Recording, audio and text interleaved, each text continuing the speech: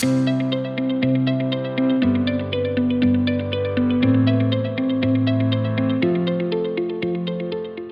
I'm Skayman from Bushel Plus and MAD Concaves. Today we're going to go over this John Deere setup, and this John Deere concave configuration fits in everything from the 9660 right up to the 790 John Deeres. So we have two split frames in here and a one piece in the second position, or in the third position, sorry. We have two split frames, and when I say split frames, these are the ones that we can put our inserts into. In the third position, we run a one-piece concave in there, and we usually run the 435, and I'll go over that a little bit more in a minute. And the reason we run a 4-3 or a one-piece in the third position is on the cross augers underneath the concaves. There's a plate that goes across there, and we have to use a one-piece. If we put a split frame in, this tends to come down on the bar, so that's the reason for the one-piece. So with our frames, we have a bolt-on lip on the front that bolts on. So if you ever happen to mess one up or for any reason, you can just get a new one. You don't have to buy a whole concave. And normally in the first position, in wheat, we run a 225 in the front position. And I have one in there already just because my stand's a little bit in the way there, so I've got one in there in that position already. They're very easy to switch in and out. There's a rod in the back side here and two dowel pins, which you can probably see on this one. So to put one in, it's very simple. We put that bar in there so that you can set it on it, and you're not having to reach away in underneath there to get these into place. And it's just a matter of putting that in, and there's two bolts in behind that go in, and that's all there is to putting that concave in. Goes in very easy. And with this system, you're able to leave this split frame in at all times in your combine. So on the new series with active suspension, you never have to recalibrate anything. And they are identical shape to a John Deere. So if you're wanting to use a John Deere one in the third hole, you can. They match up. And you never have to take a frame out. So you don't have to recalibrate. There's no time wasted. And you're able to change these concaves in very quickly. There's only, like I said, the two bolts, and there is actually a third hole in behind here, but that's just for using a punch to line the holes up if you're having a little bit of a trouble in there, because anything that helps is a good thing. So that's all there is to putting a concave in and out. And I'll just go over what these numbers mean. You see that we have 225 on there? The gap between the bar, this gap that's in here, not the metal part, but the open part, that measures 0.225 of an inch. Like a quarter inch would be 0.25. So this is just slightly tighter than that. And we use this 225 for wheat. It thrashes very hard.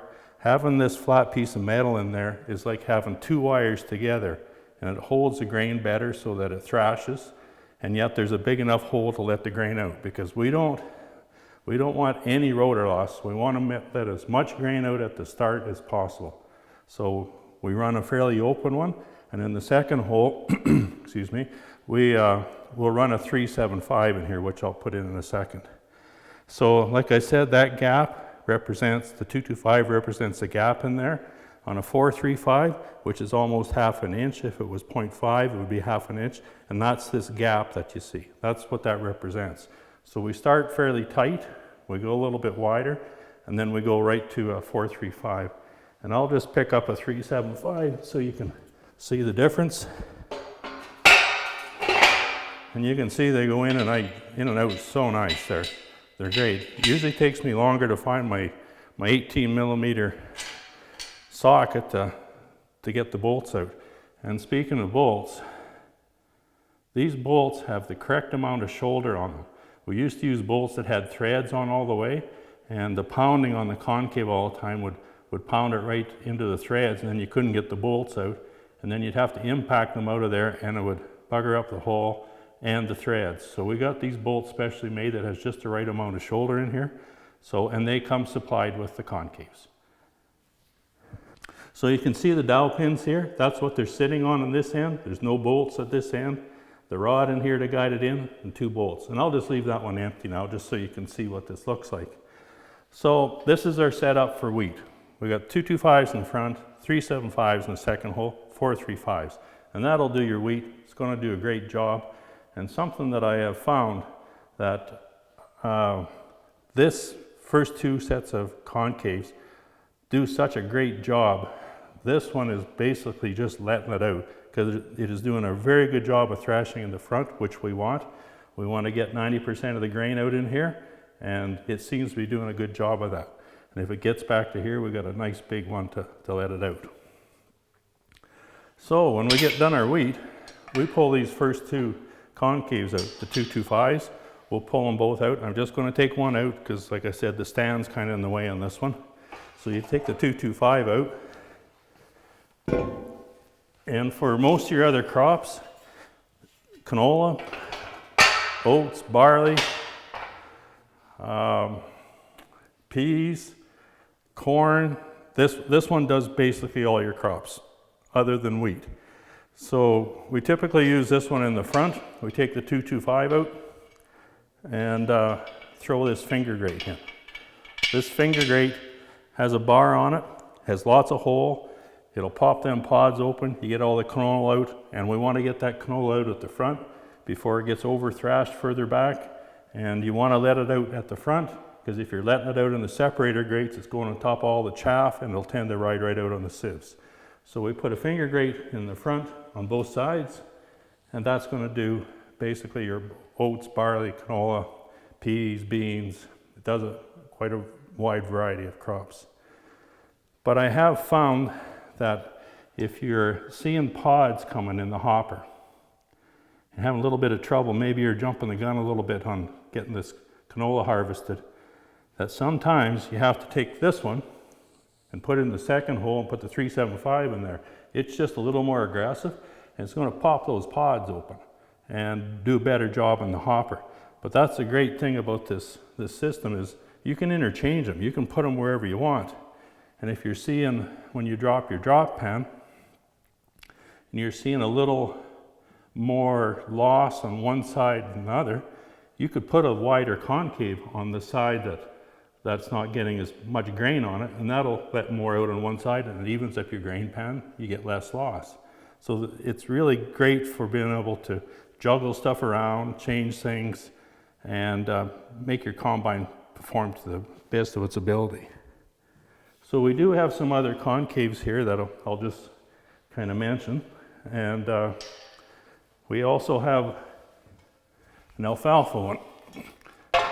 We had the alfalfa guys help us with this one.